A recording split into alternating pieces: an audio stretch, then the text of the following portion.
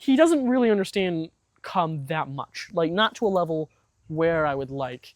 With stay, not really either. He doesn't know either of them. But once you introduce both at the same time, then he understands what both of them mean, and it gets a full grasp of what I'm asking him to do, because I've asked him to stay and I've asked him to come. Two opposite commands. Beckett, come! And I'll pull on the leash just a little. Good boy! Day 2 of training Beckett. Today I'm going to teach him how to hold a down stay, and this will lead nicely into the next episode where he learns to stay down all by himself, just like Scotty is, while I'm training other dogs. But first I'm going to go over all the things he already knows. Beckett, come! Beckett, Beckett, come! Good boy. Come on. Beckett, come! Yes, come. All the way. Yes! Good boy, Beckett. Good boy. Beckett, heel. Come on. Now he's interested in other things, and I'm just going to tell him, no. Come on. Beckett, heel. Good boy. Yes. Beckett, Beckett, come. Come on. Beckett, Beckett, come. Come on. Yes.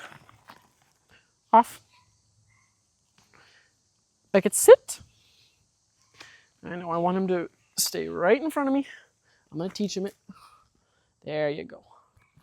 Oh boy, and I just keep pulling him back. If he decides not to walk right in front of me, I just keep putting him back until he does it. Until he decides not to walk away. Beckett, down. I'm going to go over down again. Beckett, down. And I just pull on the leash downwards a little bit. And no. And then he wants to do this. This is very common. I'm just going to keep putting him back. Asking him to sit. There you go. That's what I want. And I'll pet him afterwards. And now I'm going to ask him again.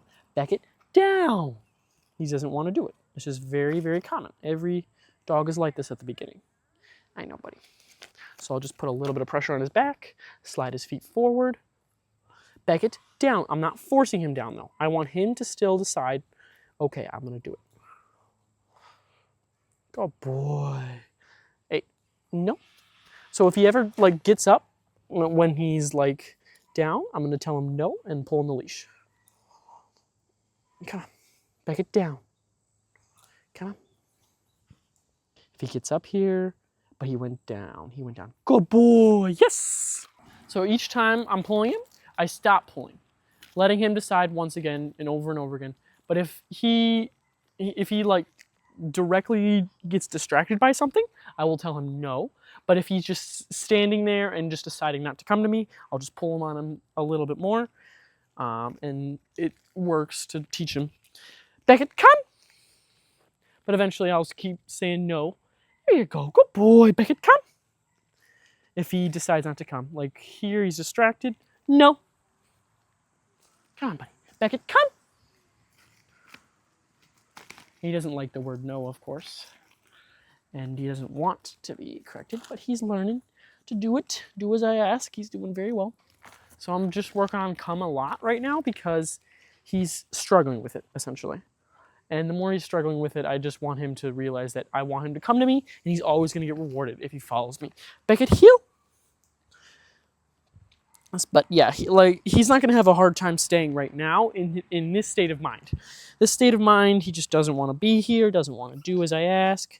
I know, buddy. Beckett, come. Here, I'm just going to tell him no because he really is deciding not to come. No. Come on.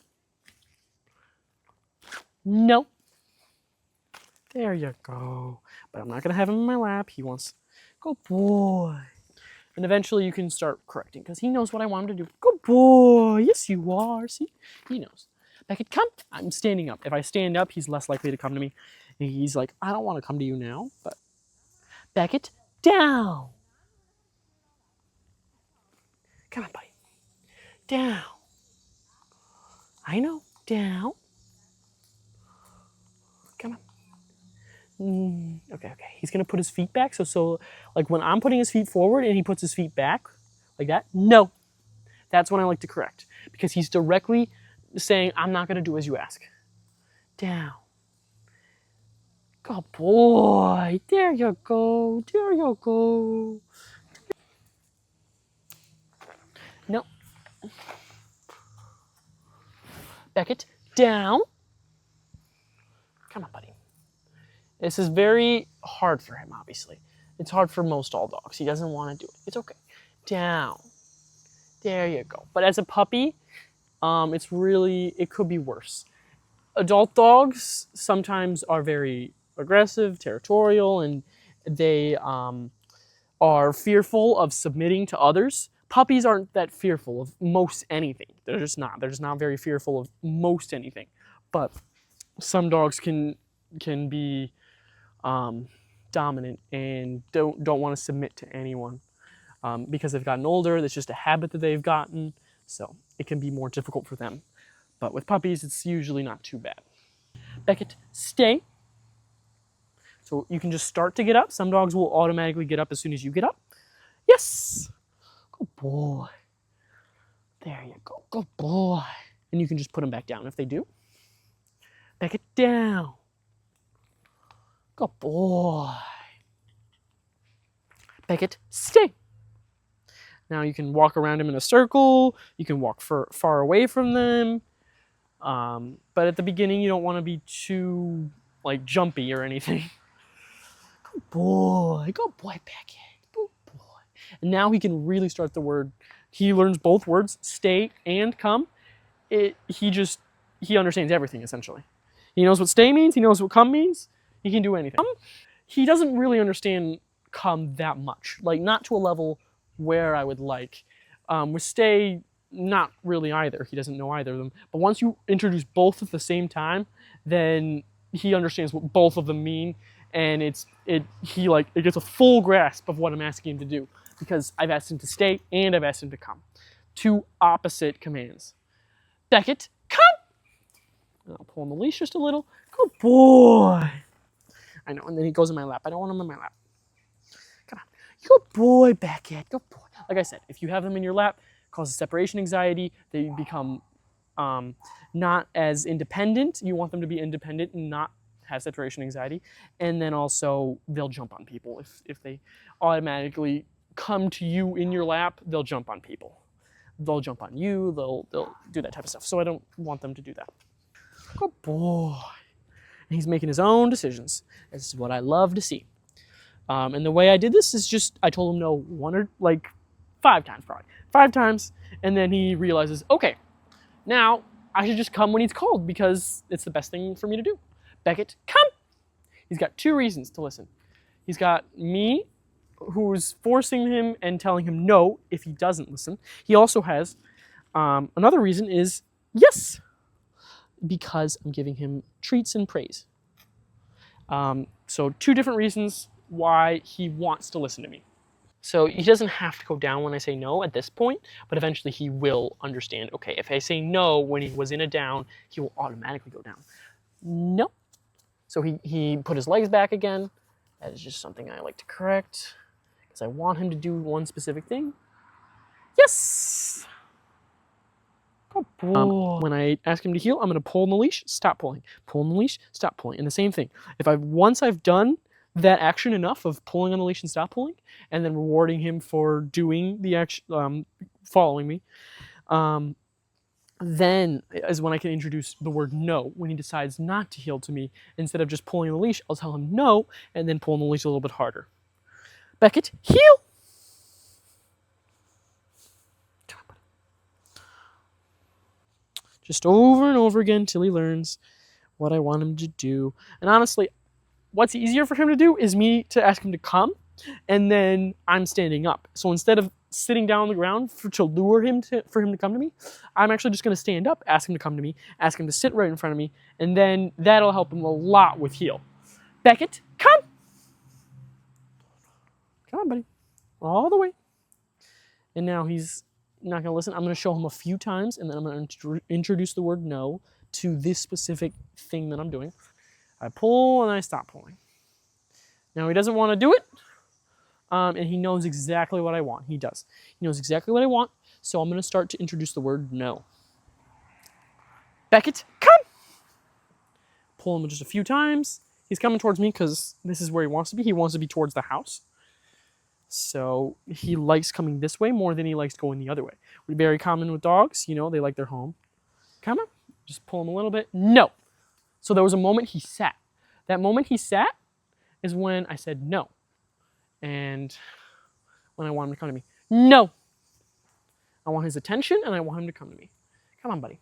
Good boy. Come on, Beckett, come. So yeah, you should say no, and then you should say the command over again, telling him what you want him to do, and then, encouraging him to do that command, and then if they keep deciding to not listen, you can tell them no again. Beckett, come! But the same thing as telling him come is pulling on the leash. It means the exact same thing to the dog. So usually you actually want to separate the command come from actually pulling on the leash. You want to say the command come first, and then you pull on the leash, and it's two different things that he's processing. He's processing Beckett, come, and then he's pulling on the leash, so he wants me to come to him. Beckett, come! Come on, buddy. Now, I don't have his full attention, but I'm slowly getting his attention with more and more I do this. See, that was a really good time. I didn't even tell him no, he just came to me. He's learning pretty quickly. Beckett, come! Come on, buddy. Beckett, come! I'll tell him one more time. Sometimes I like to give him 2 chances, and then if they really decide not to, no! Come on, buddy. Beckett, come! No! So he's just sitting down. He just really doesn't want to come. Beckett, come! Come on. No. Anytime that he's just directly saying, I don't want to listen to you, is when I'm telling him no. I can tell just by him looking at me or looking away, he just doesn't want to give me his attention. He doesn't want to listen. Beckett, come! But I'm sure he will when we go back to the house, see? He'll do it just fine when we're going right back to the house. But when he's like kind of afraid of going out there, but I'm teaching him there's nothing to be afraid of going out there. If I ask him to come to me, then he can come to me and I will keep him safe. He doesn't need to be afraid. So now that I've done it standing up, I can start to introduce heel. Beckett, heel! Come on. So for heel, it's the same thing. I pull on the leash a little bit. I stop pulling, encouraging him to walk on his own. And he just will start to. Come on, Beckett. Beckett, heel! I do have a hand motion for heel, but it really isn't helpful when he's not paying attention. When he starts to pay attention to me, the hand motions can become helpful. But right now, he's not looking at me. I'm looking for him looking at me, which he's just looking at other things, not at me. So, Beckett, heel! Come on, buddy. Like sometimes he's looking at me, but not always. Which he will learn. He will learn to look at me and pay attention. Good boy. Good boy, especially when I'm talking. You know, like talking to him specifically. Beckett, down. I know. Down. I know, buddy. Almost just a good boy. Just a good boy. Thank you for watching day 2 of training Beckett. He learned a lot today, and I'm excited for next episode where he will learn to stay down like Scotty is, and while I'm training other dogs.